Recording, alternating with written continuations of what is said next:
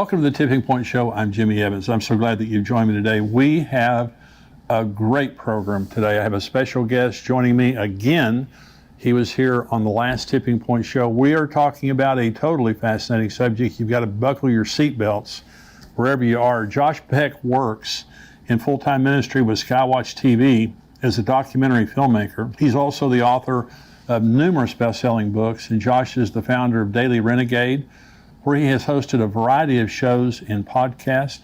And he's been featured on numerous television and radio shows. And we're talking again on this program today about Abaddon Ascending, Josh's book that he wrote along with Thomas Horn.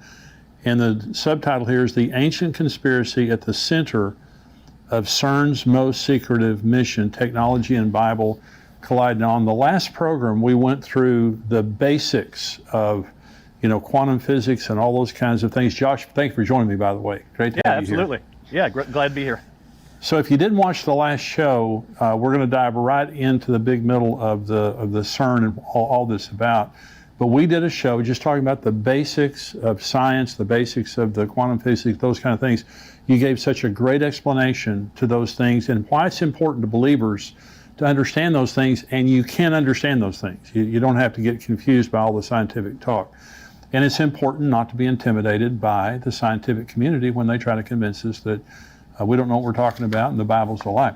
So we're going to talk about CERN. And so for those who may not be familiar, talk about the Large Hadron Collider and how that's different from CERN. Sure. So the basics of it, the Large Hadron Collider is the actual machine that smashes particles together. CERN is just the organized body of people that decide what happens. So that's the organization. So it's really easy. LHC is the machine. CERN are the people in charge of doing these experiments, and they use the machine. They smash particles together to try to see if there's new particles out there in the universe. And they have made some pretty interesting discoveries, most notably the Higgs boson discovery in 2012. That was really big news. That was done with the LHC at CERN. So just in a nutshell, that's what CERN and the LHC are. So CERN is an international project, right? Yeah, worldwide. I think it's something like 100 or 200 countries are involved in it. So it is a big worldwide effort. So talk about the land that CERN sits on and the significance of the land. Oh yeah, so this was really weird. When we were doing research for Abaddon Ascending, we came across this interesting piece of history that originally when they were building CERN, they had to stop construction because when they were digging in the ground, they found all these ruins, Roman ruins. It turns out where CERN is built, it used to be an ancient Roman city called Apolliacum, where they actually believed that was where the bottomless pit was. Oh my gosh. Yeah, I mean, what are the chances of that? So then of course that has tie-ins to Revelation 9 and locusts and all this weird stuff that we could probably talk about. But they actually had to halt construction for a while to excavate this city. And then so where CERN is right now was built over that city. And it's a weird place too, because it's on the border of Switzerland and France. Like it's an odd choice of location. It's like, why not say, hey, there's a city here, let's just go down the street and build it over there. Yeah. Let's not have it on the border of two countries, So really weird. It seems intentional. And then that bottomless pit connection really makes you wonder. Well, we're going to get to the bottomless pit here in just a little bit. It is a fascinating, I'm telling you, because I have known about this for many years. I have not understood it as fully, certainly, as you're going to explain it on this show. But it's troubling. I mean, it's troubling to a very, very large degree when you understand the implications of what they're doing there and even where it is. I mean, where they think there's a bottomless pit. So talk about quantum field theory and what does it have to do with CERN? Yeah, so quantum field theory to date is the most accurate science that we have available to us. It makes the most accurate predictions of any other science. So the actual science itself, quantum field theory, is real. It's a real science. It's a real thing. But like everything, and kind of going along with what we talked about in the last show, some scientists will take it too far and they'll say that it disproves the afterlife and stuff like that. It's just ridiculous. None of that interpretive stuff is true, just the actual science. So that's a really important discovery. But of course, because this happens in pop culture and scientists do this kind of stuff all the time to be sensational, they gave it a name, the God particle, for really no good reason. They called it that. And they started saying the particle is what gives us mass, which isn't exactly right. And so that story kind of blew up and went all over the place, and a lot of people had a lot of misconceptions about what was actually discovered, because again, scientists are going to have their own interpretations on everything. I mean, I'm sure there were probably scientists saying that, this somehow disproves God too, like every scientific discovery does somehow. But the reality is, it just shows us as Christians, wow, this is how God actually created stuff, and it's genius. It's a really genius way to go about it, instead of having little bits of matter. So that's how the LHC works. That's a basic, just what quantum field theory is. It just says that particles aren't little pieces of matter like we would think about. They're just spikes in a field that's around us all the time. So it's pretty interesting. It's extremely interesting. Now, we've done the prior program, and we've been talking up until now. Now, this is where it gets very, very interesting. Now, this book is called Abaddon Ascending, okay? And that's for a reason. And my next question is CERN trying to open a portal? Now, you said earlier the ground that they are building on is, they believe that's where the bottomless pit is, okay? And so are they trying to open some type of a portal, do you believe? I think that within CERN, probably 99% of the scientists that work there just want to learn about the universe, and that's about the extent of it. But there does seem to be certain people, perhaps in the leadership, but there does seem to be certain people who are interested in using this to open some kind of portal. In fact, their science director, Sergio Bertolucci, just came out and said it a few years ago, said that there's possible unknown unknowns out there, and they have plans, future plans, with possibly the LHC at CERN, but maybe another collider that they want to build later. But they have plans where they want to probe and map out extra dimensions. So when a scientist says extra dimensions, when you really drill down into what they're saying and the concepts they're putting out, it's basically what we would think of as like the spirit world or spiritual reality, heaven, hell, that kind of stuff. We're basically talking about the same thing, just with different terms. So with them wanting to basically, stabilize some type of portal and either communicate with or send a machine in, or I don't know how they would go about it, but they want to make some kind of contact with whatever's out there and try to map out that area of extra dimensional reality if they can. So that is disturbing, because even though the scientists are doing that, even if they just have a purely secular worldview and they're just thinking it's just extra dimensions of reality, they don't know what they're messing with. And that's right. Unfortunately, hubris in the scientific community is a big problem, so they tend not to worry about things like that, because the Bible, that's just silly fairy tale myth stuff. That's kind of a lot of their attitude around it. So really what they're doing, though, whether they know it or not, if they're going to try to do this, that could be, that's essentially praying to false gods. That's communicating with evil beings, because good angels aren't going to communicate back except to say, repent and accept Jesus as Savior or something. Well, they're dealing with the devil. So talk about, there's a communication system that you talk about using gravity that they're toying with, or they could be using. Talk about that.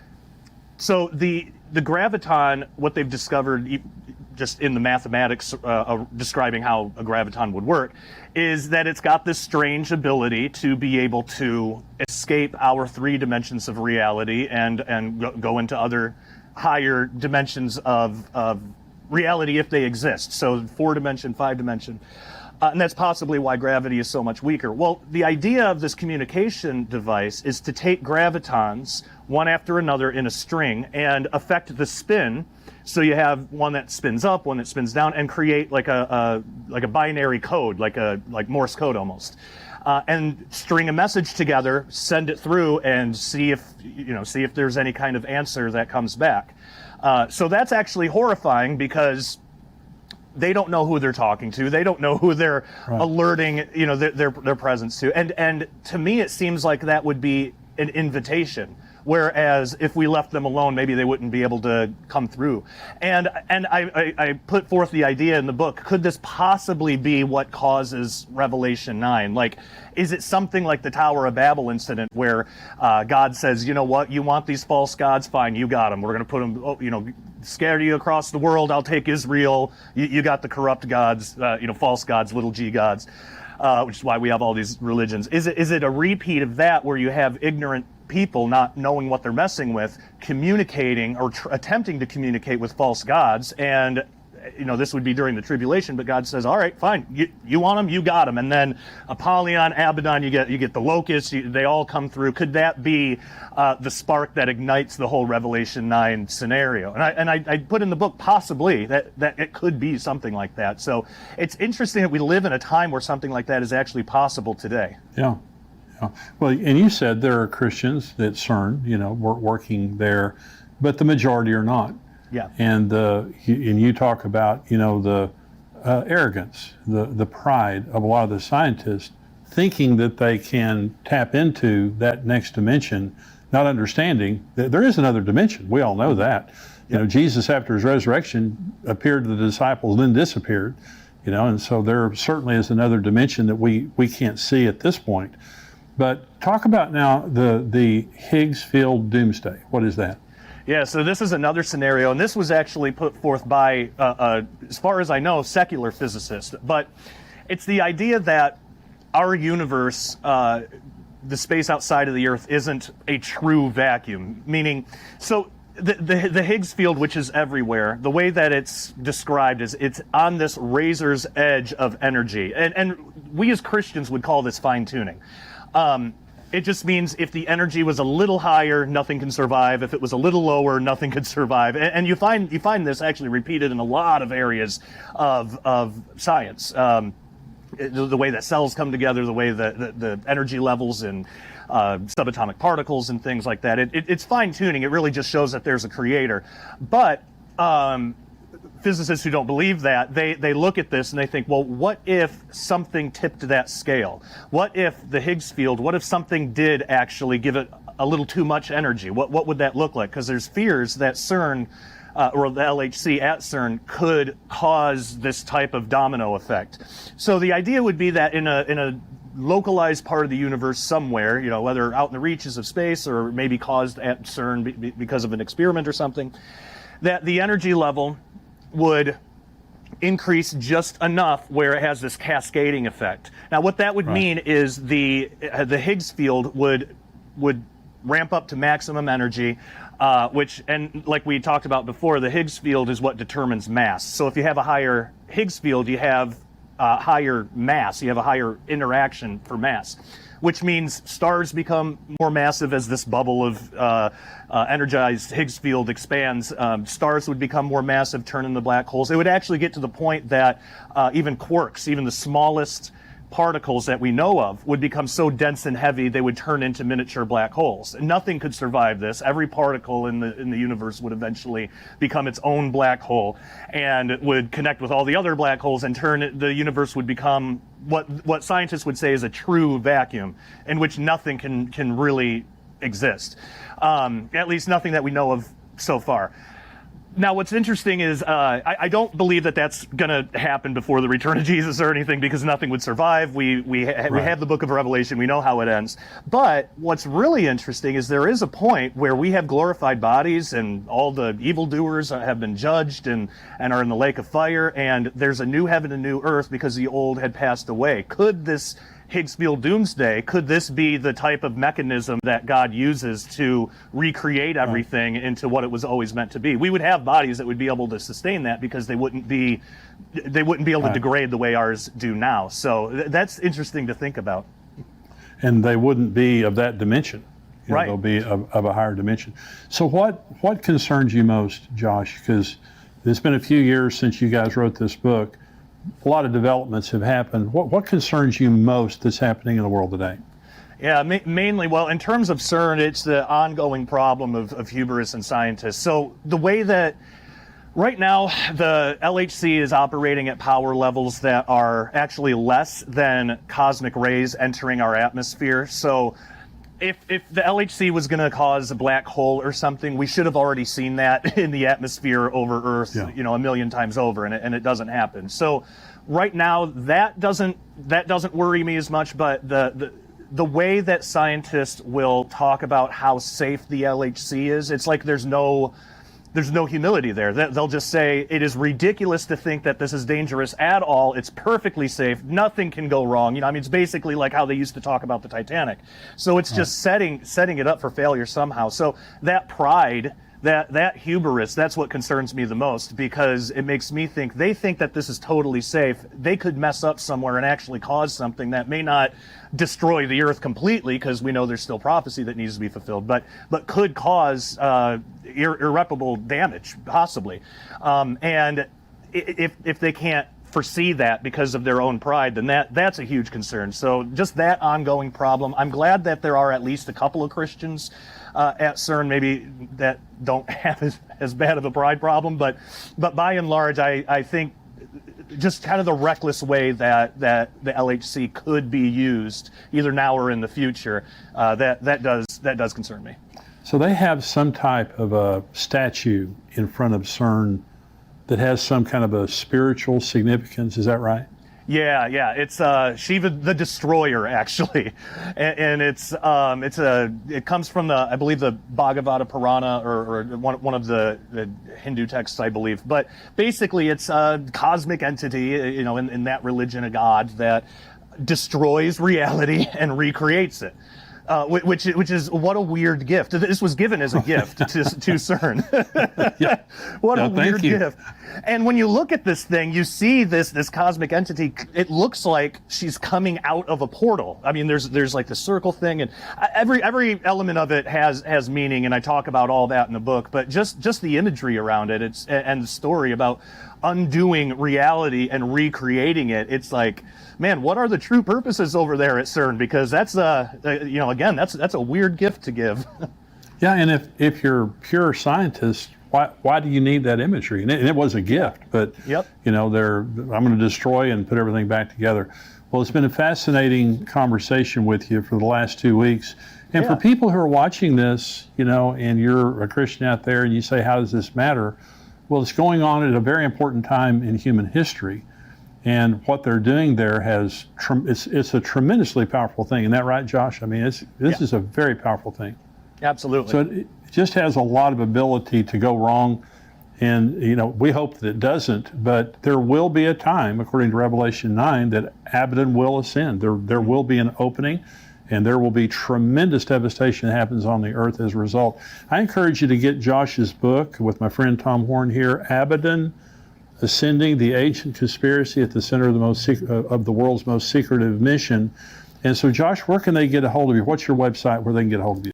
Sure. If they want to get the book, the best place is skywatchtvstore.com. There's probably a couple of packages that it's available in, because Tom Horn likes to do that a lot, which is great. Yeah. So you'll probably get some extra stuff. And then for me personally, my website is dailyrenegade.com, and we'd love people to go check it out and be part of the family. Check out Josh's website there and get the book. God bless you, Josh. Thanks for joining me. Thank you so much. Good to be here.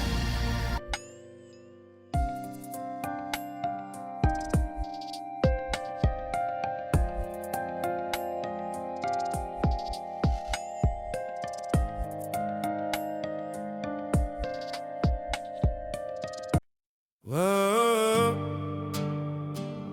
whoa, whoa, oh, oh.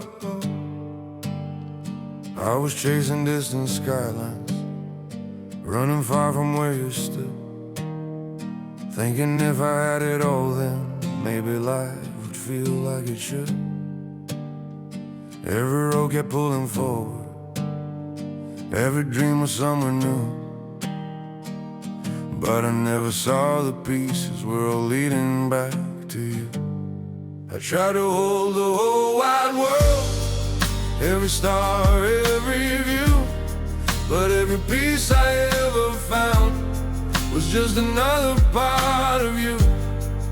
Every step, every mile, every dream I thought I knew led me back to where you are. My whole world All the things I thought I needed started fading one by one, when I saw that all my reasons ended where we'd begun.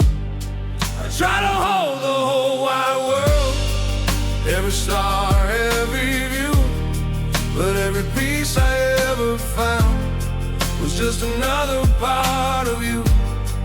Every step, every mile, every dream I thought I knew led me back to where you are. My whole world was you. If I had just turned around sooner, I would have seen it clear. Everything I ever searched for was already right here. I don't need the whole wide world, I don't need a sky so blue. Every piece of life I want is already in you. Every road now feels like home, every dream has come in view. I was lost until